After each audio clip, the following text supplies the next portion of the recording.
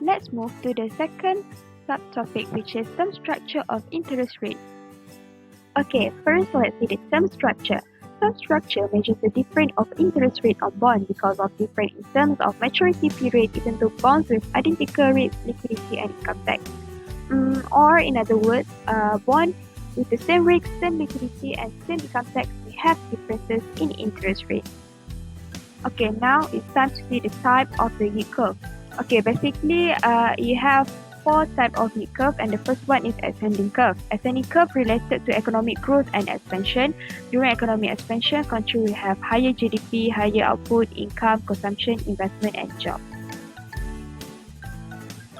Okay, for the second one is descending curve. It shows the economic recession or downturn. It is low from the aspect of GDP, job, and investment. Therefore, the interest rate also low.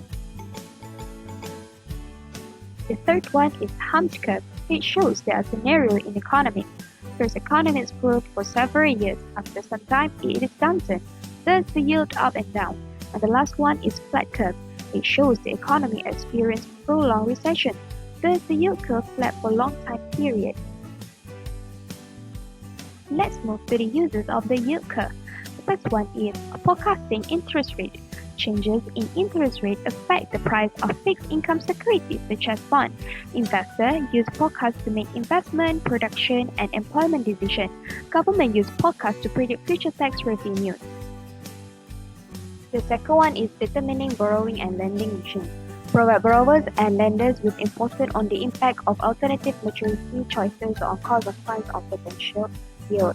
For example, insurance companies might prefer longer-term bonds, while other financial institutions may choose a shorter-term maturity to match their maturities of liabilities. The third user is selecting individual securities. Yield curve of individual securities could provide some insight about those securities. In selecting the right securities, we have to know accurately what the securities are all about so as not to make incorrect decisions. And number 4, as a benchmark. Yield curve can be used as a benchmark for other debt instruments in the market, such as mortgage rates or bank lending rate, and it is used to predict. And the last one is pricing new issue. It's to avoid overpriced and underpriced rates.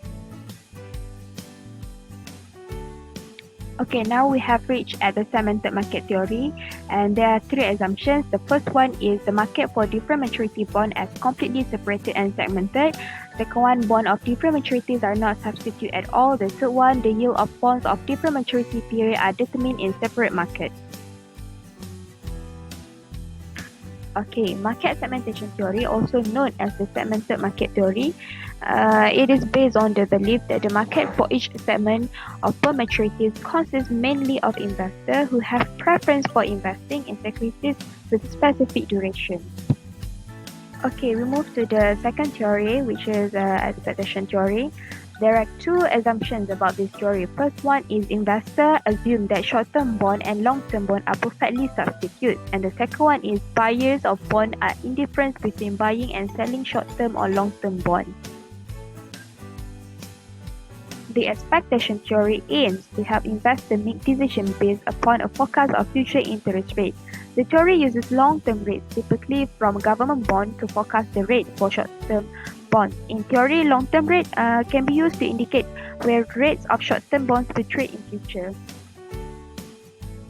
The last theory is liquidity premium and preferred habitat theory. In this theory, we have 2 assumptions. The first one is bonds of different maturities are assumed to be substitute but not perfect substitute. Investors tend to prefer shorter-term bonds because these bonds bear less interest rate risk. The second assumption is to encourage investors to hold long-term bonds which bear higher risk, high uncertainty, longer loss of liquidity. They must be offered a positive liquidity premium to induce them to hold longer-term bonds. The liquidity premium theory of the term structure states that the interest rate on a long-term bond will equal an average of short-term interest rate expected to occur over the life of the long-term bond, thus the liquidity premium that responds to a supply and demand condition for that bond. Thank you for watching.